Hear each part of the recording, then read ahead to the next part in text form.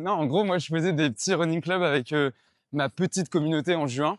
Ouais. On était 10-15, tu vois. Ok. Donc, en vrai, c'était à taille humaine. Et moi, c'est là où Théo s'est mis à la course à pied en juin. Et du coup, on commençait à s'entraîner ensemble, à courir ensemble. On adore la bonne bouffe. Lui, il avait son resto. Et du coup, bah, on s'est dit, mais viens, on update ton running club, on le fait en plus grand. Ok. J'ai fait au mec, t'es sûr qu'on le fait et tout? Puis ouais. 2 semaines après, on avait la première boulangerie. On était 45 personnes. Waouh. Et on s'est dit, ok, il y a peut-être un truc à faire. On a relancé la semaine d'après, tu vois. Et là, en fait, on avait 40, 60, 70, 80, 90, 100. Et là, on s'est dit, non, mais c'est pas possible. Et on s'est arrêté à 100 parce qu'on peut pas faire plus. Ouais, ça devient gros Ça après. devient trop gros et à 2, c'est dur à gérer. Mais ça a commencé comme ça, en fait, vraiment d'une idée bête. Ok. On s'est dit, ça n'existe pas à Paris. On aime courir, on aime manger. Pourquoi on fait pas les deux? Et voilà l'histoire. Et vous attendiez à ce que ça aille aussi vite?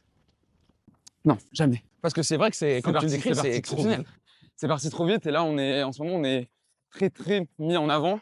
Ce qui fait que bah, tout va un peu vite. Du coup, on n'a pas eu le temps de se structurer, tu vois. Parce que nous, on devait enchaîner les runs, on devait enchaîner les sorties et tout.